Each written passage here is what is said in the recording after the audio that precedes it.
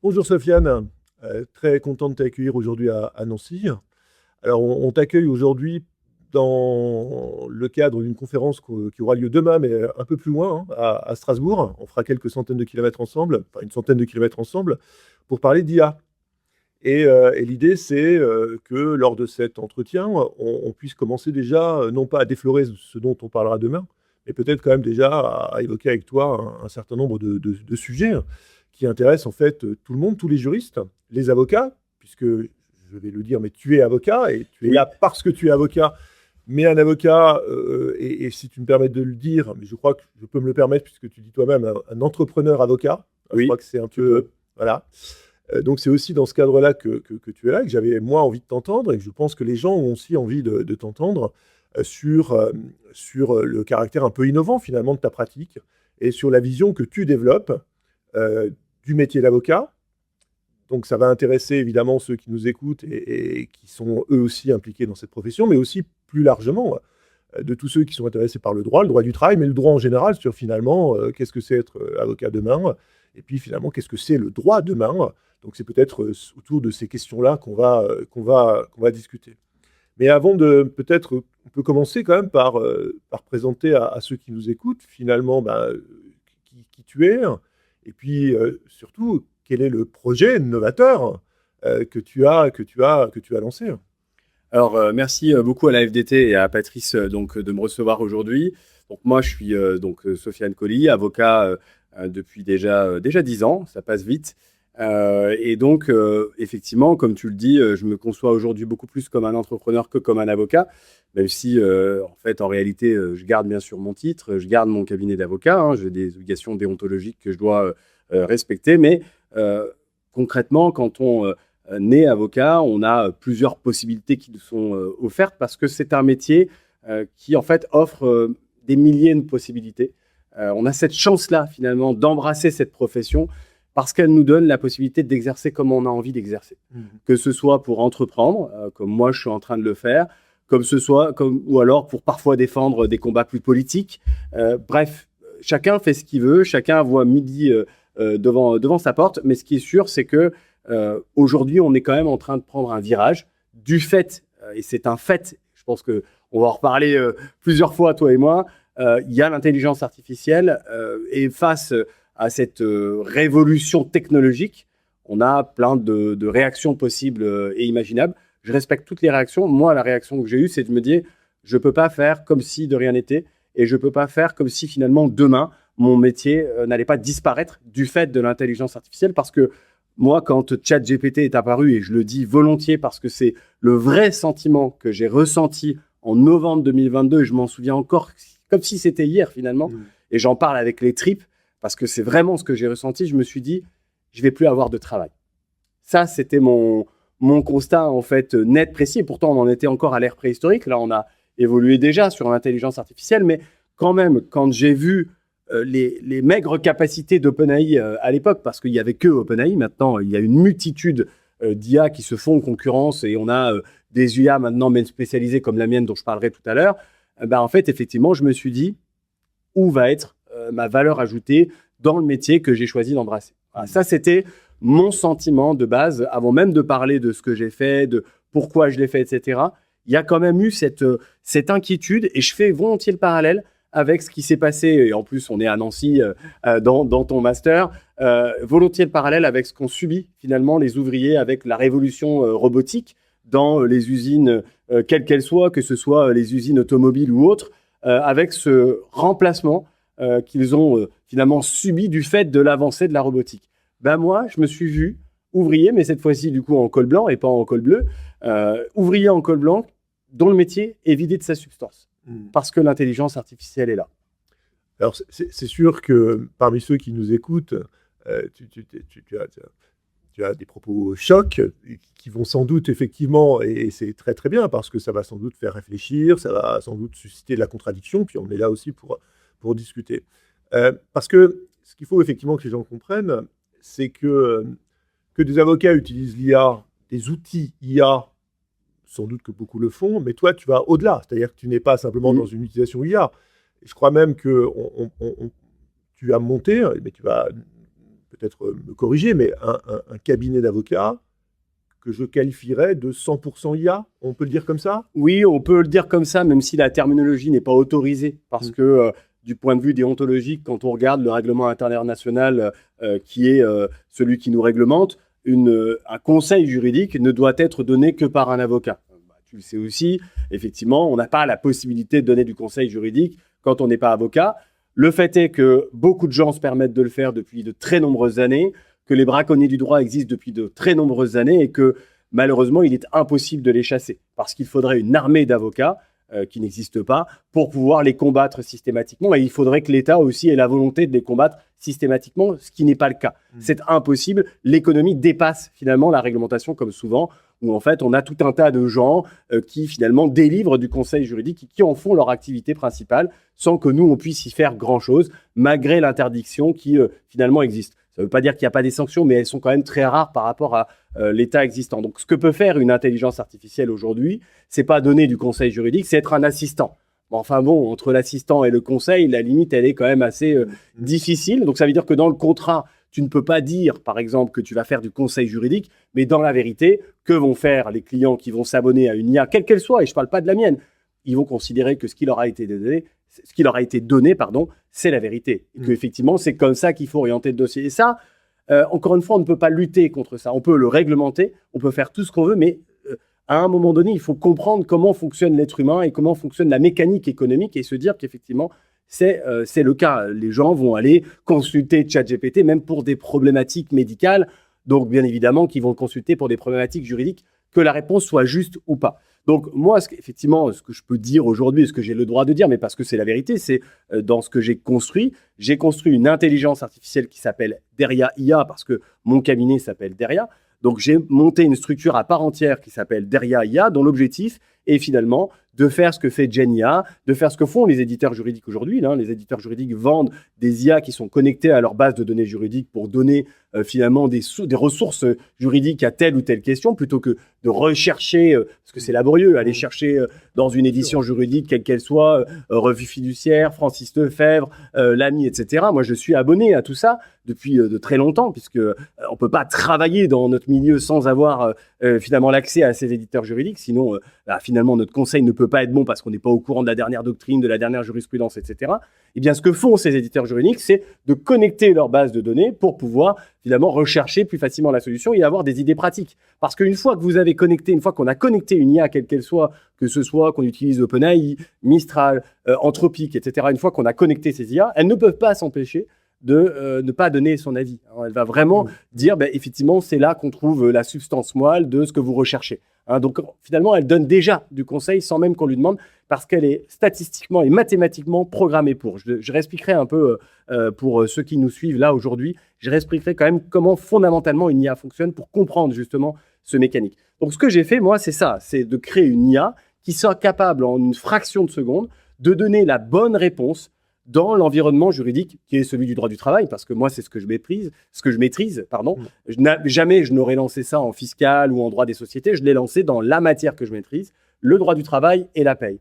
Mais effectivement, elle donne une réponse qui pourrait être qualifiée de conseil, parce qu'elle donne une réponse juste. Après, on peut toujours dire qu'elle n'a pas étudié le dossier, qu'elle n'a pas décortiqué comme un être humain le ferait, ça c'est vrai, mais toujours est-il qu'elle va prendre en compte le contexte. Elle va même faire plus que ça. Elle va prendre en compte le contexte, mais aussi les documents qu'on va lui charger, parce que c'est comme ça que fonctionne l'IA. Si on lui charge de la donnée, par exemple, je dois licencier un salarié, qu'est-ce que je dois faire? Elle va répondre en donnant une réponse juste, puisque moi, je lui ai appris, je l'ai entraîné pour, mais elle va aussi donner la réponse par rapport au contexte. Si je lui ai dit que je suis une industrie dans la pétrochimie, que j'applique telle convention collective, et que, regardez, j'ai telles attestations, tels documents, etc., elle va regarder ces éléments-là, et elle va donner son analyse sur la situation. Est-ce que c'est qualifiable de conseil? Est-ce que c'est juste de l'assistance? Juridiquement, c'est pas qualifiable de conseil parce que je prendrai pas ce risque, bien évidemment. Mais pour autant, la personne qui va l'utiliser en face, comme elle utilise Claude, comme elle utilise GenIA, comme elle utilise toutes les IA aujourd'hui, elle va considérer qu'elle a la réponse à sa question. Ouais. Alors, et c'est vrai qu'en t'écoutant, parce que là aussi, il y a évidemment plein de questions qui arrivent, et sans doute plein de questions dans l'esprit de ceux qui nous écoutent, mais autour y aura-t-il une place demain encore, finalement, pour l'exercice de la profession d'avocat, telle qu'on l'a connue, ou est-ce qu'il va y avoir une évolution, mais sans doute qu'il y aura une évolution dans les pratiques et dans ce qu'on va attendre d'un avocat. Il y a aussi la question, effectivement, on le voit aujourd'hui, et c'est normal, tu parlais des ouvriers. Quand l'école blanc n'était pas concernée, on disait aux ouvriers, vous n'avez qu'à vous adapter. Maintenant que ça concerne l'école blanc, c'est sûr que l'inquiétude a un peu changé de camp, et là, l'adaptation, tout d'un coup, fait très peur. Et on est, à mon avis, dans cette période de transition où les gens ont peur, alors de façon raisonnée ou parfois peut-être un peu déraisonnable, mais c'est vrai qu'ils ont peur pour leur travail, pour leur activité. C'est pas anormal. Et donc, on tendance à raisonner, à regarder demain, le monde de demain avec les yeux d'aujourd'hui, ce qui est une erreur fondamentale. En se disant, oui, mais non, parce que les clients ont besoin de contact humain, etc. Ce qui fait que, peut-être, mais dans 15 ans ou dans 20 ans, je pense que ce sera moins le cas. Mais c'est vrai qu'il y a ces questions, il y a ces deux mondes qui s'entrechoquent, celui d'aujourd'hui et celui de demain. Et ce qui est intéressant, et moi, ce qui m'intéresse finalement, c'est si un jeune aujourd'hui vient te voir en te disant, voilà, je vais être avocat. Donc, je vais être avocat et je le serai en 2030, 2035. Tu lui dis quoi ? Donc, c'est une excellente question. Je n'ai pas la réponse à cette question-là spontanément parce que je n'ai pas envie de passer pour Nostradamus, parce que je ne suis qu'une humble personne qui essaye de finalement faire survivre son métier. Quand on reprend le sujet, c'est quand on a parlé d'avocat entrepreneur, c'était quand même le sujet de base, c'était de se dire, OK, moi j'ai cette profession d'avocat. Cette profession d'avocat me permet de payer mes factures. Pour faire simple, je vis de cette profession. Si je suis remplacé par une IA, comment ça va se passer ? C'est ça le postulat de base, et donc ça va répondre aussi à la question que tu viens de poser.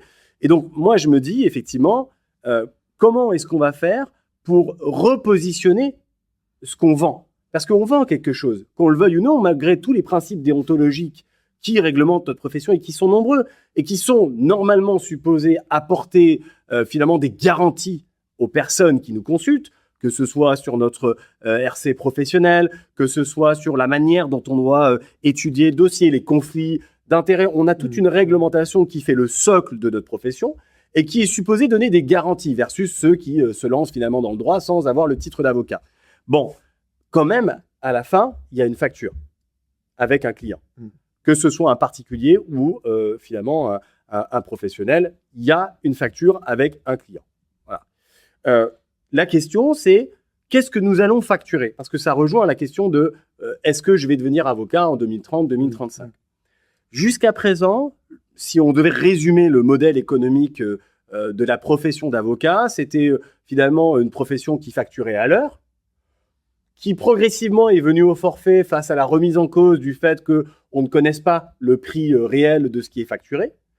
La Cour de cassation, d'ailleurs, précise bien dans différents arrêts concernant la taxation des honoraires et la remise en question qu'il faut bien une convention d'honoraires. Il y a eu les ordonnances Macron qui sont venues le préciser en 2017. Il faut une convention d'honoraires avec un prix et il faut pouvoir être capable de prouver ce que tu as fait. Quand la convention d'honoraires, par exemple, tombe pour X ou Y, même si tu as fait un forfait, la Cour de cassation exige de toi, en tant qu'avocat, que tu prouves quand même ce que tu as fait, les diligences que tu as accomplies. On parle de diligences dans notre profession. Donc, justement, ça va être quoi, ces diligences ? Qu'est-ce qu'on va facturer réellement à notre client ? Est-ce que je vais lui facturer de la recherche ?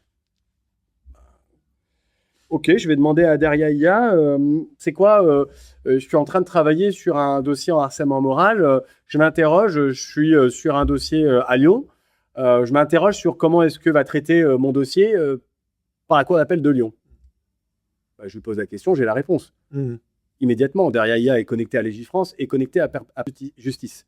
Donc, je peux aller étudier. Et en plus, non seulement j'ai la réponse des arrêts de la Cour d'appel de Lyon, mais en plus, je peux l'interroger sur le sens. Parce que c'est ça qui est intéressant, c'est quel sens finalement donner à tout ça. Donc, la recherche, allez, 10 minutes chrono, le temps de faire la recherche, de regarder un peu ce qui m'a sorti. Est-ce que je facture ça ? Si je facture ça, est-ce que je vais pouvoir payer mes factures ? La réponse, elle est non. Donc, qu'est-ce que je vais pouvoir facturer ? Et c'est ça qui est difficile à définir. Qu'est-ce qui est maintenant facturable par la profession ? C'est pas. Est-ce que même un contrat de travail, est-ce que je peux facturer ça ? Les experts comptables ont répondu à cette question depuis bien longtemps. Ils ont automatisé la production sociale. Je parle de mon métier, droit du travail. Depuis très longtemps, les avocats en droit du travail se plaignent des experts comptables qui prennent leur marché. Mais ils ont raison, les experts comptables, de prendre le marché. Ils ont raison de l'automatiser. Ils ont raison de prendre des juristes qui font le même travail ou des gestionnaires paye qui font le même travail qu'un avocat. Bien évidemment qu'ils ont raison. C'est un marché économique. Le marché du droit, c'est 15 milliards, voire même un peu plus selon les sources qu'on a. Donc, la question, elle est là. C'est qu'est-ce qui est facturable? Et donc là, c'est ça qui est difficile comme enjeu, parce que dire « je veux embrasser la profession d'avocat », oui, mais est-ce que tu vas pouvoir en vivre de ta profession d'avocat? Et nous, ça change le regard qu'on a sur les gens qu'on engage. Alors justement, parce qu'évidemment, tu te doutes bien, et parmi ceux qui nous écoutent aussi, j'imagine qu'il y aura des avocats, mais il y aura sans doute aussi des enseignants. Bien évidemment. Et qu'évidemment, avant d'être avocat, on passe par un lieu qu'on appelle une faculté, généralement, dans lequel on va être formé. Et là, les questions, évidemment, du devenir de la profession d'avocat sont aussi des questions qui se posent en amont sur le devenir de la formation des futurs avocats et de la formation au droit. Et on glisse tout doucement, évidemment, de la profession d'avocat à la formation des avocats. La question, et la grande question étant, mais finalement, à quoi va-t-on devoir former nos étudiants en droit demain? Oui, c'est une très bonne question. Donc, je vais essayer de répondre du coup à la première et à cette question-là. Moi, aujourd'hui, quand j'engage quelqu'un au sein du cabinet derrière avocat, parce que je suis quand même, en dépit du fait que j'entreprends et que je prends des risques, parce que c'est ça, entreprendre, c'est prendre des risques, c'est faire des paris sur l'avenir, j'ai quand même un cabinet d'avocats à gérer et je reste DG de mon cabinet d'avocats. Bon. Dans ce cadre-là, nous, notre stratégie, ça a été de se dire, si je peux pas vendre vraiment de la recherche, il faut que je trouve un nouveau modèle économique. Le modèle économique de notre cabinet, c'est de dire, je ne vous vends pas du conseil à l'heure, je vous vends du conseil illimité. Nous, les clients, on fait la feuille de route, finalement, de leurs besoins en social, encore une fois, parce que c'est mon métier. Et à partir de là, on va voir si on va mettre, est-ce que vous avez besoin de conseils courants? Vous avez besoin de vous rassurer, vous avez un forfait jour qui passe à temps partiel thérapeutique. Bon, comment le traiter? Allez. Vous aimeriez rajouter une brique en plus. J'aimerais bien renégocier mon accord temps de travail. Il faut qu'on aille regarder dans la gestion des temps, qu'on appelle la GTA, comment ça se passe. On va regarder aussi le logiciel de paye, les paramétrages. Puis après, on va parler effectivement de l'accord temps de travail. OK. Tout ça, là, il y a de la vraie valeur ajoutée. Là, il y a de la vraie expertise. Là, il y a du vrai métier à transmettre. Donc, nous, notre enjeu, c'est les juristes juniors qu'on appelle finalement dans notre métier. Quand on engage des juristes juniors, alors moi j'engage surtout des juristes, c'est pour ça que je dis ça, j'ai quelques avocates dans mon cabinet, mais qui sont toutes d'ailleurs salariées. Moi je suis contre le statut d'avocat libéral, je suis que pour le statut d'avocat salarié, mais bon, parce que je trouve que c'est beaucoup plus simple dans la gestion au quotidien et pour la marque employeur. Mais que ce soit des avocats ou des juristes qu'on engage et qui sortent finalement, soit qui sont en alternance, parce qu'on en prend, soit qui sortent finalement, qui sont tout jeunes et qui sortent de la fac, moi, ce que j'attends d'eux, c'est pas du savoir. Parce qu'en fait, le savoir ne sert plus à rien. Enfin, il sert, mais plus comme avant. Parce que ce que tu vends, ce n'est pas ton savoir. Ce que tu vas vendre, c'est deux choses. Tu vas vendre du savoir-être. Parce que très important, tu es en contact avec des êtres humains. Si tu veux les convaincre, que ce soit devant un juge ou si tu veux convaincre un client, il faut du savoir-être. Et il faut effectivement travailler sur ce savoir-être. Et il faut avoir une intelligence situationnelle. Ça, c'est une qualité qui est très importante. Et il faut du savoir-faire. Ça, le savoir-faire, c'est pas à la fac de le faire. C'est mon boulot en tant qu'avocat de dire, voilà, tu as appris plein de choses à la fac, ça te permet d'avoir un socle de raisonnement. C'est pour ça que je dis le savoir, c'est pas important. Et je vais revenir sur cette notion-là. Le savoir-faire, c'est, voilà, tu vas prendre un dossier, quel qu'il soit complexe ou pas, et on va essayer de comprendre ce dossier et de donner pas la réponse en droit, parce que la réponse en droit, le client s'en fout. Ce qu'il veut, c'est savoir comment est-ce que lui, il doit gérer la situation. Si tu viens lui dire, voilà, moi, je dois licencier mon commercial, si tu lui dis, il faut faire un entretien préalable et il faut préparer une lettre de licenciement avec des motifs réels et sérieux, il va te dire, super, c'est pas ça notre job. Le métier d'avocat conseil, en tout cas, quand on fait comme nous du conseil et qu'on vend du conseil, c'est de dire, OK, concrètement, on est mauvais dans ce dossier et on part très mal. Tu veux le licencier pour insuffisance professionnelle? Ouais, mais tu n'as rien dans ton dossier. Tu n'as aucun élément qui te permette de le faire. Ce qui va être intéressant, c'est que Deryaia va les aider. Moi, je le vois, les juniors au cabinet, je leur dis bien sûr d'utiliser Deryaia. Ils ont une licence pour Deryaia et ils bossent les dossiers sur Deryaia. D'accord? Une fois qu'ils ont bossé les dossiers sur Derrière IA, ils les bossent aussi en parallèle, parce qu'ils veulent avoir des précisions. Ils vont parfois regarder dans Francis Lefebvre, dans RF, etc. Et ils vont essayer de raisonner. Et après, on travaille le dossier ensemble et on prend une orientation ensemble. Donc en fait, là où nous, on va avoir un intérêt, c'est qu'ils vont gagner énormément de temps sur tout le travail que moi, j'ai fait pendant des heures et pendant des années, de se dire, il faut que je trouve le truc, il faut que je décortique. Là, il n'y a plus besoin de décortiquer. En fait, tu lis la réponse tout de suite, tu as tout de suite la réponse à ta question. Et tu vois tout de suite si ton dossier, il est mal ou il est bien orienté. Et donc, moi, mon job, c'est de dire, ouais, ok, je vois la solution qui a été préconisée par l'IA, ou je vois la préconisation que vous-même, vous me faites et vous me rajoutez par rapport à l'IA, mais quand même, moi, je peux vous dire que je préférais qu'on aille dans telle situation, dans tel sens, parce que le client, je le connais bien, et je sais qu'il aime les risques ou il n'aime pas les risques.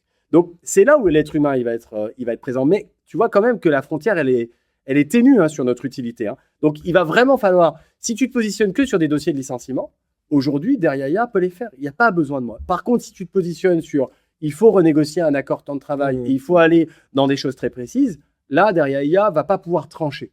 Tu vois? Donc, il va falloir vraiment se dire qu'est-ce que tu vends? Et nous, ce qu'on vend, c'est de la vraie ingénierie sociale. Et l'ingénierie sociale, ça, c'est des diligences, tu vois, encore une fois. C'est quoi les diligences? Qu'est-ce que tu vas faire à tes juristes? Par exemple, là, moi, j'ai bossé sur un dossier récemment. J'ai une cliente qui m'appelle et qui me dit, voilà, j'ai un délégué syndical qui me demande, c'est dans le monde associatif, il y a la prime Ségur Conseil d'État qui a dit que la prime Ségur, il fallait la donner aux apprentis et aux gens qui étaient en contrat de professionnalisation. Moi, je n'étais même pas au courant de tout ça. Elle me dit, j'ai le délégué syndical qui exige finalement d'avoir tous les noms et toutes les personnes qui sont parties finalement pour pouvoir vérifier que je vais bien, moi, en tant qu'association, reverser la prime Ségur à toutes ces personnes. Spontanément, je lui dis, écoute, j'en sais rien. Je ne sais pas, là, comme ça, j'ai ma petite idée dans la tête. Je lui dis, écoute, laisse-moi quand même regarder. Avant, Derrière IA, j'aurais mis 5 heures. Montre en main, 30 minutes. Pourquoi? Parce que j'ai regardé les pouvoirs du délégué syndical, j'ai regardé le RGPD en orientant mes recherches, parce que moi, je sais où je vais en plus, donc je vais plus rapidement que quelqu'un qui ne sait pas, même si tu peux parler en langage naturel, mais ça m'a pris 30 minutes. Donc, est-ce que je peux facturer 30 minutes?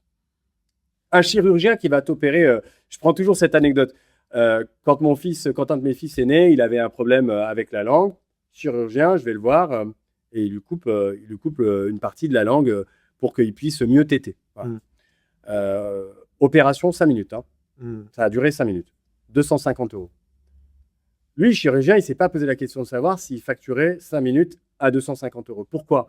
Parce que ce qu'il y a apporté là, c'est un savoir-faire. Donc là, à cette cliente-là, la question qui va se poser, c'est est-ce que j'ai le droit de lui facturer 30 minutes? Je n'ai pas la réponse à cette question. Alors que si tu dis oui, je vais vous facturer 2 heures parce que ce que je vous facture, ce n'est pas de la recherche, tu vas tout de suite tomber dans ce piège-là, en fait. Si vraiment, avec ton intelligence artificielle maison, tu as déjà eu la réponse en 30 minutes, est-ce que moralement parlant, tu peux facturer 2 heures? Alors, c'est ce qui se passe dans les cabinets d'avocats depuis longtemps. On facture souvent bien plus d'heures. On dit qu'on est à 250 € hors taxe de l'heure ou on dit qu'on est à 300 et on va facturer plus d'heures pour être plus rentable. Mais ça n'a pas de sens de facturer comme ça. Donc, ce qu'il faut dire, c'est « Madame, je ne vous ai pas facturé 30 minutes de mon temps. Je vous ai facturé une situation où je vous ai apporté un savoir-faire. » Même si ça m'a pris une demi-heure parce qu'effectivement, j'avais un outil pour le faire. Donc, le juriste qui arrive en cabinet d'avocat, il va falloir le former, il va falloir qu'il fasse des erreurs, mais il va peut-être faire moins d'erreurs qu'avant parce qu'il aura une IA maison ou une IA, peu importe, s'il prend Derrière IA ou s'il prend Genia, peu importe, ça je m'en fous. Mais le sujet, c'est que l'IA va vraiment l'aider dans son quotidien. Mais du coup, toi qui vendais des heures jusqu'à présent, tu ne pourras plus le faire. Ça n'est plus possible. Et sur les sujets simples, de toute façon, on ne fera pas appel à toi. Pour répondre à la deuxième question, que vont devenir les sur la formation des étudiants. Voilà. Comment est-ce qu'on forme les étudiants aujourd'hui? Je te retourne la question. Aujourd'hui, c'est quoi la formation de base? Alors, aujourd'hui, on est sur une formation qui est encore très axée sur le savoir en tant que contenu, c'est-à-dire sur l'apprentissage de règles et à partir de ces règles, sur des raisonnements, mais qui sont des raisonnements pour des étudiants, j'allais dire, en L1 et L3, tu vois, qui sont encore calés sur le syllogisme, oui, sur des choses qui sont finalement très 19e siècle et qui effectivement sont sans doute peut-être un peu, et je vais y venir, un peu déphasées. Il y a deux choses, je crois. Il y a d'abord le contenu de ce qu'on apprend aux étudiants et la manière dont on leur apprend. En fait. Il y a la question de est-ce qu'on a intégré la révolution IA dans nos enseignements comme contenu? Non. Est-ce qu'on a intégré l'IA comme outil d'enseignement, ce qui est autre chose? La réponse est non aussi. Et je pense qu'effectivement, en tout cas pour les universitaires, les deux grands défis, et on voit que ça commence à bouger, mais je pense que ça bouge au même rythme que bougent les avocats. C'est-à-dire Oui. qu'il y a les têtes de pont, ceux qui sont en avance, ou en tout cas qui disent il faut bouger. Il y a ceux qui disent mais il n'y a pas de raison de bouger, et puis on se met la tête dans le sable, et puis on espère que finalement, à un moment donné, quand on va la relever, la marée sera passée. Et puis il y a le gros des troupes qui est entre les deux et qui a un peu peur, qui sent qu'il faut bouger, mais qui ne sait pas trop comment il faut bouger. Bon. Donc il y a des expérimentations qui se font un peu à l'université, mais c'est vrai que, je l'avais déjà dit, je pense que les choses ne vont pas assez vite, que les gens ne bougent pas assez vite et qu'il n'y a pas de vraie réflexion. Parce que tu as raison, je crois qu'en droit comme ailleurs, le savoir en tant qu'accumulation de connaissances, ça me paraît effectivement fini, à court terme, c'est fini. Bon. Ça veut dire que je pense que les juristes, et dans ce que tu disais, il y a quand même quelque chose. Alors évidemment, chacun verra là aussi le verre à moitié vide ou à moitié plein. C'est-à-dire que les inquiets retiendront sans doute la partie de ton discours où il semble y avoir une menace, et puis les moins inquiets verront dans ton discours quand même quelque chose de dire mais le travail de l'avocat va se recentrer sur des choses peut-être à plus forte valeur ajoutée, ou avec une expertise plus importante, ou avec un contact client, ou avec du savoir-faire, etc. Donc ça va simplement changer. Simplement, l'adverbe est mal choisi, mais ça va changer. Bon. Donc chacun verra là aussi midi à sa porte. Mais tu vois, je crois moi que la question par exemple, du raisonnement juridique, le raisonnement, l'imagination. Moi, je dis souvent, le droit, c'est l'école de l'imagination rigoureuse ou de la rigueur imaginative. Mais souvent, on est axé sur la rigueur et peu sur l'imagination. Et je pense que bizarrement, l'IA va rendre nécessaire l'essor de l'imagination juridique de la part des juristes. On verra, je peux me tromper, mais je pense qu'il va falloir à la fois repenser le raisonnement juridique et l'enseigner d'une autre manière, en y injectant de l'IA comme méthode d'enseignement. Et effectivement, qu'on va aussi devoir réapprendre aux gens à rêver. Alors ça paraît bizarre quand je dis ça, mais à rêver le droit, en fait, à rêver les solutions plus qu'à... Et je pense qu'il va y avoir quelque chose qui va se jouer là. Bon, après, on verra, mais tu vois, ce qui est assez rigolo quand même dans nos discours et dans nos positionnements qui n'ont rien à voir. Tu vois, et alors surtout que voilà, toi, tu as un positionnement qui, encore une fois, sans doute va hérisser mais tu le sais très bien, le poil d'un certain nombre de tes confrères. Je sais. Je pense que derrière leur écran, certains ont peut-être déjà fait des petits bonds sur leur chaise. Voilà, mais encore une fois, c'est quand même extrêmement intéressant, je trouve, et de rappeler aussi ce qui est une réalité. Tu parlais d'un marché d'un peu plus de 15 milliards d'euros. Oui, voilà, c'est une réalité. C'est-à-dire que tu ne l'as pas inventé, il y a bien un marché, il y a bien de la facturation, etc. Et voilà, et je crois qu'il y a une sorte de jeu de miroir entre vous et nous, et ce qui est tout à fait normal, puisque nous formons des gens qui ont vocation à intégrer en partie, pas tout le monde, mais en partie votre profession. Donc vos enjeux à vous sont nos enjeux à nous, et finalement vice-versa. Mais moi, j'ai une question à te poser encore, parce que là, tu vois, dans cet entre-deux dans lequel on est, parce qu'on est dans une sorte d'entre-deux, entre le monde d'avant et le monde de demain, là, certains ont fait leur chou gras des fameuses hallucinations de l'IA. Il y a une affaire récente. Oui, mais il y en a toujours. Voilà, bon. Qu'est-ce que tu réponds à ceux qui ont le sang, te disent « Ah, mais l'IA, regardez, voilà, c'est utilisé par un gros cabinet, il y a des hallucinations, ça va pas, ça marche pas. Pour les juristes, c'est pas... » Tu leur dis quoi, toi, ces gens-là? Je pense qu'ils n'ont pas étudié, ils n'ont juste pas étudié l'histoire humaine. Je crois que l'histoire humaine, mais ça, on est dans une profession qui est complexe, où il y a effectivement du conservatisme, mais je pense pas que les avocats, les juristes, les universitaires, etc. Mais on a oublié qu'on était dans un monde réel. Le monde réel, c'est quoi? C'est quoi le monde réel depuis toujours, depuis que l'homme est l'homme, depuis que la femme est femme?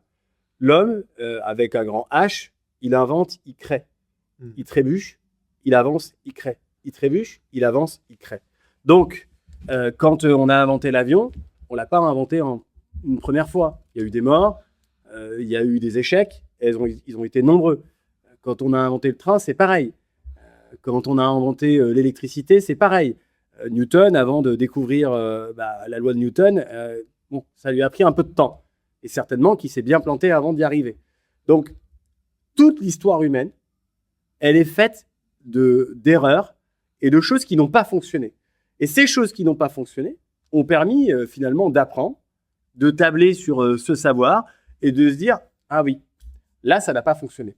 Et ce qui est pénible, moi, je trouve, avec tous ces... et je dis vraiment, j'utilise ce terme pénible parce que moi, je le ressens quand même quelque chose de pénible au quotidien à vivre, c'est que, en fait, c'est prendre les choses de manière négative.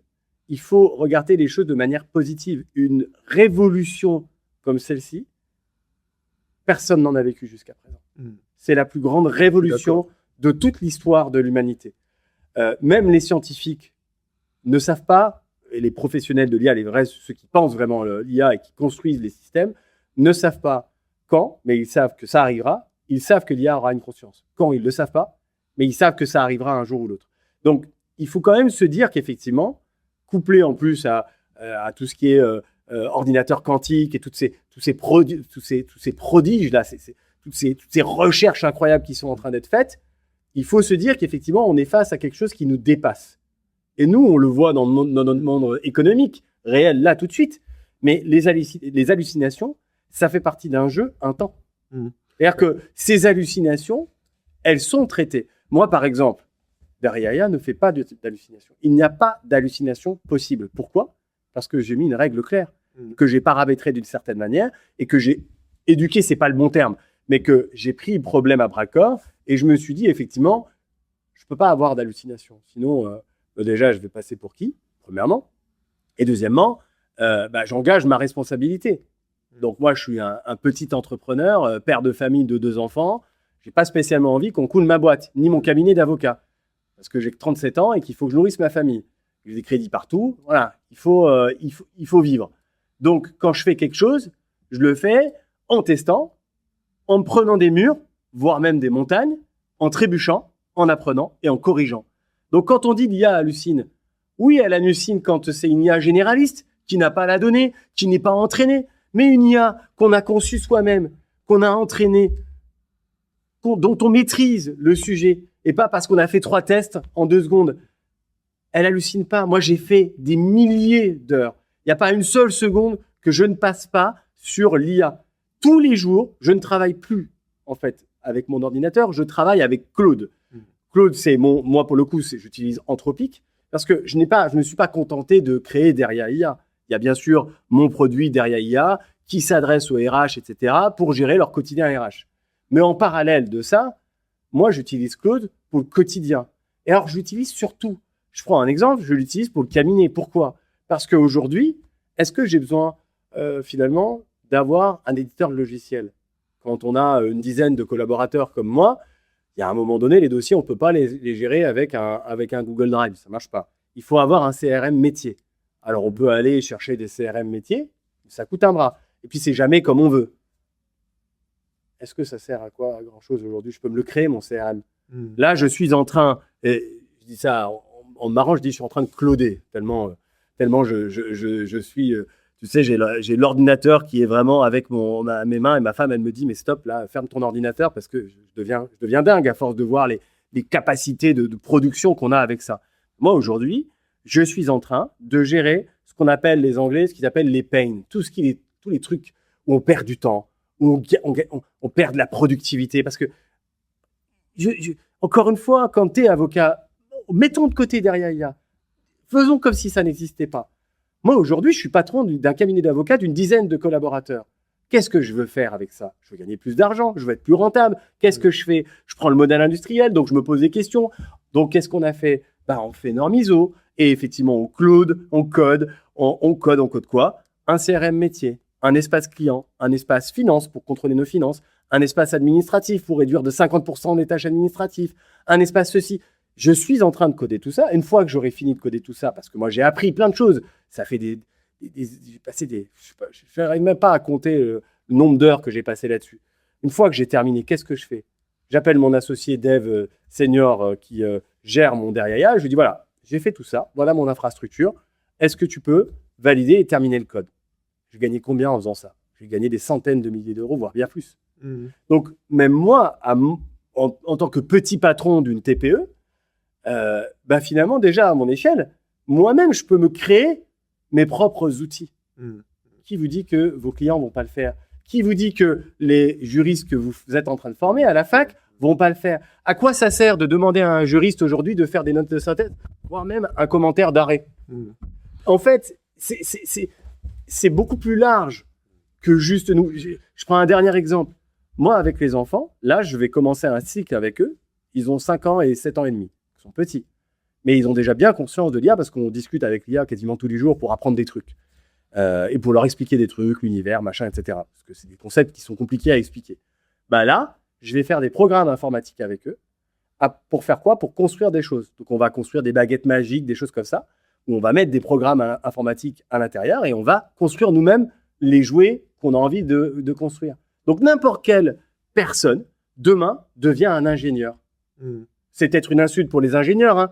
C'est pas mon objectif. Mais ce que je veux dire, c'est que t'es pas juste apprenti sorcier. Si vraiment tu travailles dans de bonnes conditions, ce qui est mon cas, moi j'ai une machine, mon ordinateur il coûte une fortune, j'ai des gens autour de moi à qui j'ai demandé des choses. Et surtout, j'ai fait un truc, c'est que j'ai fait, et je me suis planté. Et donc j'ai appris. C'est ce que feront les jeunes de demain, je pense. Ouais.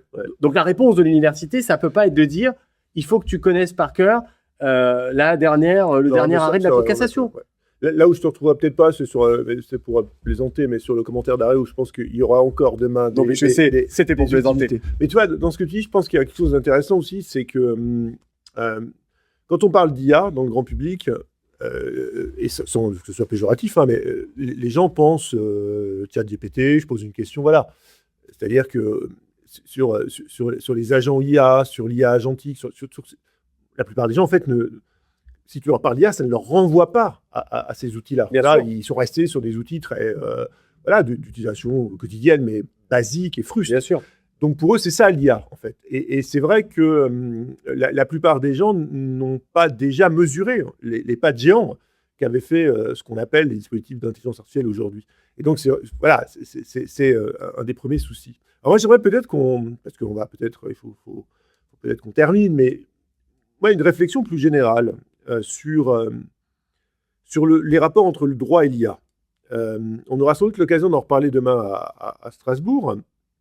Alors, je précise d'ailleurs pour ceux qui nous écoutent que sauf erreur de ma part, et on coupera au montage si ce n'est pas le cas, mais je crois que la séance de demain va être enregistrée, je ne sais plus. Non, elle n'est pas enregistrée, justement. Ah oui, voilà. Oui, elle n'est pas enregistrée. Ah oui. Elle n'est pas enregistrée pour faire venir du monde et voilà. Ah oui, alors c'est dommage parce que pour une fois, il y avait les outils de... Bon, peu importe. Elle ne voulait pas... Oui, c'est ça. Voilà. D'habitude, c'est con parce que d'habitude, on n'a pas les outils. Les gens veulent bien, mais on n'a pas les outils. Là, on avait les outils, mais les gens veulent pas. C'est comme ça.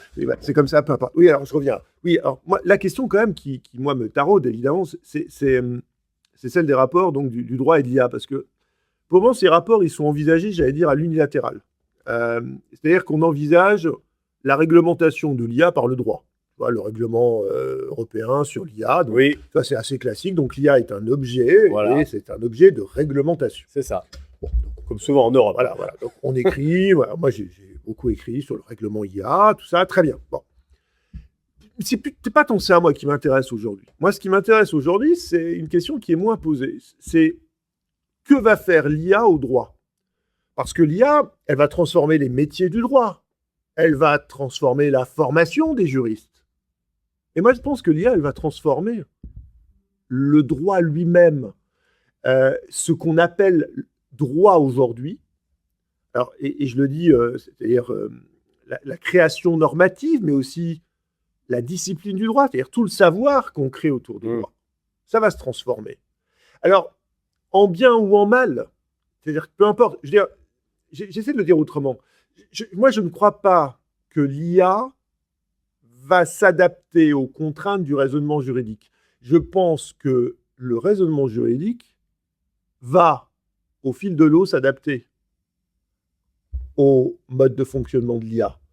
Pour une raison très simple, et je reviens sur l'idée de marché, alors là aussi, pas forcément pour en être, comment dirais-je, le turiféraire ou le contempteur. Je constate juste que les enjeux financiers derrière l'IA, au-delà du marché juridique, c'est là, pour le coup, des milliards de milliards. Oui, c'est monstrueux. Là, c'est colossal. C'est colossal. Ça n'a jamais mobilisé autant d'argent. Jamais. Donc, on imagine assez peu que ceux qui ont investi des sommes absolument folles là-dedans et qui en attendent un retour sur investissement colossal viennent voir leur activité entravée par quelques juristes leur disant « Oui, mais non, vous savez, le raisonnement juridique, ça ne marche pas. » Bon. Donc moi, je pense que l'IA va transformer. L'IA est en train de transformer le monde. Elle va transformer le monde du droit. En bien ou en mal, je ne sais pas. On verra. Et puis chacun se fera son opinion sur la notion de bien et de mal sur la transformation du monde. Mais en tout cas, il va y avoir quelque chose de cet ordre-là. Je ne sais pas si toi, tu partages ce sentiment ou pas sur cette transformation de la matière juridique. Voilà, de la matière juridique qui va se transmuter, à mon avis. Nécessairement, parce que le raisonnement juridique, il a été conçu à une époque qui est quand même révolue depuis un certain nombre d'années. Tu l'as dit, on est encore sur l'illogisme et sur des méthodes finalement qui sont déjà plus adaptées à la vie dans laquelle on vit. En fait, aujourd'hui, ce qui est bien avec la fac, et moi c'est ce que j'en retiens, c'est que en fait ça t'apprend une méthode, une méthodologie. Mais cette méthodologie, elle t'apprend à te dire parfois, attends, on est allé trop vite, mais elle ne répond pas aux besoins du réel. Le besoin du réel, c'est que le client, il t'appelle, il faut la réponse dans la journée. Ou alors dans les 48 heures, etc. Et il te dit, moi, le droit, je m'en fous, je veux juste savoir ce que je peux faire. Les risques, je suis un grand garçon, je suis chef d'entreprise, je suis DRH, tu ne vas pas me les réexpliquer. C'est bon. Donc, nécessairement, tout ça, ça va partir et ça va bousculer à tel point, et puis tu l'as dit, les enjeux économiques qui sont monstrueux. C'est-à-dire, on n'est pas... nous, le marché du droit, c'est 17 milliards. Le marché de l'IA, c'est pas 17 milliards. Non. C'est des 1000 milliards de dollars, d'euros, de tout ce qu'on veut. Donc, on est sur une échelle qui n'est pas la même. Donc, oui, ça va transformer. Et moi, je me dis, mais qu'est-ce qu'on va faire de tout ça? Et en fait, je pense que, sincèrement, et ça, je le dis à tout le monde, que vous soyez étudiant, que vous soyez avocat, etc., arrêtez de faire semblant que ça n'existe pas. Arrêtez de dire « oui, je suis plus fort que l'IA ». Vous n'êtes pas plus fort. Vous n'êtes pas plus fort que des gens qui brassent des milliards. Vous n'êtes pas. C'est une réalité économique. Après, bien, mal, difficile à entendre, compliqué, angoisse, etc., normal. Mais ça va nous changer. Moi, ça m'a profondément changé. Et tu sais pourquoi? Parce que ça a décuplé mes capacités. Moi, je suis quelqu'un qui ne suis pas rigoureux. Je n'étais pas fait pour les études de droit. J'ai fait ça parce que mon père m'a dit « ton frère a fait des études de droit ». D'ailleurs, il n'a pas du tout fait de droit après. Mais ton frère a fait ça, fais ça, quoi. J'ai dit, à l'époque, il n'y avait pas le truc chiant, là, je ne sais plus comment il s'appelle, là, où il fallait... Parcoursup. Merci, Parcoursup. Donc, tu faisais ce que tu voulais. Donc, moi, j'ai été pris à Lyon 3. J'ai fait mes études de droit à Lyon 3. J'allais en cours la moitié du temps. Et l'autre moitié du temps, je bossais chez moi où je révisais avec des potes. Et puis, voilà, on faisait notre monde et on débattait. Tu vois, c'était comme ça que moi, je bossais. C'était, je regardais le truc, j'apprenais par cœur. Voilà, je faisais ce qu'on me demandait de faire. Et je débattais avec mes potes pour dire « Ok, est-ce que tu as compris cette notion ?» Des trucs que j'ai complètement oubliés depuis, parce que forcément, quand tu sors de la fac, tu as quand même tendance à faire du tri. Mais je ne suis pas quelqu'un de rigoureux. Donc, je pense que l'IA, elle va transformer ça. Elle va donner des surcapacités. Tu as parlé d'imagination. Moi, c'est pour ça que je suis en transe quand on parle d'IA. C'est pour ça que ma femme, elle m'a dit « Mais tu es en train de devenir dingue. » Elle a raison. Il y a un moment donné, j'ai perdu pied. J'ai travaillé jusqu'à 3 heures du matin. Mon ordinateur, je le ferme, il code pendant que je dors. Jamais j'aurais pensé pouvoir faire des trucs comme ça. Parce qu'en fait, aujourd'hui, je vois toutes les potentialités et c'est pas assez rapide pour moi. Tu vois, tu peux créer tout ce que tu veux aujourd'hui. En fait, tu vois, justement, quand tu parles de création, c'est très bien de parler de ça. Parce que ce que l'IA te donne, ce que Claude Anthropique avec Claude Code te donne, c'est la capacité de faire tout ce que tu veux. Tout ce que tu veux faire, tu peux le faire désormais. Alors oui, il faut un peu de pognon. Parce qu'il faut prendre l'abonnement, machin. Oui, c'est bien aussi de discuter avec des vrais développeurs quand à un moment donné, tu veux aller plus loin. Mais globalement, tu as quand même une sacrée autonomie. Et tu peux faire tout ce que tu veux. Tu peux faire... Moi, j'ai créé des formations e-learning de A à Z avec ça. Ça m'a pris une journée la première fois parce que je ne savais pas faire. Maintenant, j'ai le code qui est enregistré. Je lui balance, je te jure, tu me donnes un de tes cours, je lui balance, il me crée la formation e-learning en 30 minutes, c'est fait. Et j'ai une formation e-learning. Tu peux le faire pour tout.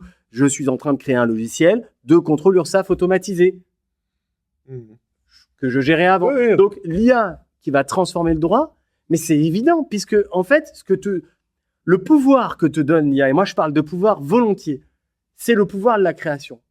Et ça, c'est pourquoi ? Parce que en fait, l'IA, comment ça fonctionne ? Parce que ça, on n'en a pas parlé. Mais ça fonctionne de la manière suivante. Tu as 17 000, 18 000 dimensions. Ça, c'est les données, finalement. Nous, on est en 3 dimensions. Dans l'IA, il y en a 17 000, 18 000, je ne sais plus combien. Enfin bref, ça dépend des chiffres, mais on s'en fout. Il y a 17 000, 18 000 dimensions. Partons de ce principe-là. Quand tu entres ta question dans l'IA, quelle qu'elle soit, elle va découper ta question en tokens. Il y a 50 000 tokens, point barre, il n'y en a pas plus que ça. Il y a 50 000 tokens. Nous, on a 1 million de mots dans la langue française. Bon, bah, eux, quelle que soit la langue, il y en a 50 000. Cette question, elle est découpée et elle va aller dans, finalement, cette matrice-là. Faut imaginer un peu le film Matrix et dans ces dimensions. Et là, elle va faire des mathématiques et elle va te donner la réponse la plus probable. Ça veut bien dire que toi, elle te donne le pouvoir de créer en faisant ça. Parce qu'elle te donne l'accès à du savoir, elle te donne l'accès à des choses où soit tu n'aurais pas pu le faire parce que ton cerveau n'aurait pas été capable de faire ça, faute de la formation, sauf faute de la compréhension mathématique pour faire les choses, soit sinon, il aurait fallu des machines ultra puissantes, etc., etc. Ce que te donne l'IA, c'est... Donc, si toi, tu peux créer, bien évidemment que l'IA va le faire à ta place. Moi, elle le fait tous les jours. Moi, je lui donne les grandes lignes de ce que je veux faire. Il a enregistré dans sa mémoire et je lui ai expliqué, je lui ai donné un certain nombre d'informations et il a des données techniques que je lui stocke dans différents endroits, etc. Donc, il sait de manière rigoureuse comment faire les choses, mais il a un pouvoir d'imagination. Toi, quand je bosse sur mes conclusions prud'homales, par exemple, toi, tu parles de création. Bah, tu sais quoi, je vais sur Derrière IA maintenant. Et les clients le savent très bien. Hein. Je vais sur Derrière IA, je lui dis, voici les conclusions adverses. Comment tu répondrais ? Donc là, c'est même plus moi qui, tu vois, là, tu parles de raisonnement juridique, c'est plus moi qui fais le raisonnement juridique. Donc, je t'assure qu'à chaque fois, il me trouve des idées que je n'aurais pas trouvé moi tout seul. Donc, je suis un meilleur avocat grâce à mon outil que j'ai développé en interne. Donc, évidemment que l'IA va transformer le droit et le raisonnement juridique, puisque nous, aujourd'hui, on s'en sert déjà pour imaginer des stratégies, imaginer des scénarios, même imaginer comment convaincre nos clients, on le fait avec l'IA. Donc, ça va transformer le droit. Alors, pour le meilleur ou pour le pire, on le verra bien. Alors, en tout cas, on va boucler. Merci beaucoup, Sofiane. On continue cette discussion, puisque c'était finalement qu'un hors-d'œuvre, on peut dire comme ça. Discussion demain à bâton rompu, alors avec une de tes confrères avocate patronale, une avocate salariée, la place de l'universitaire, évidemment. Vous l'avez compris, il ne s'agit évidemment pas ni de vous dire que l'IA, c'est absolument génial, ni de vous dire que c'est un danger absolu. L'idée, en tout cas, c'est d'en faire un objet de discussion, un objet de débat, d'agiter un petit peu tout cela, et puis finalement de réfléchir sur le monde tel qu'il est, tel qu'il devient. C'est aussi le travail des universitaires. Et évidemment, je crois qu'aujourd'hui, et ce que vient de nous dire Sofiane, montre que les avocats, tous les avocats, doivent, à mon avis, aujourd'hui en tout cas, se poser un certain nombre de questions. Merci Sofiane, merci de nous avoir écoutés et puis à très bientôt pour une autre vidéo. Merci beaucoup, au revoir.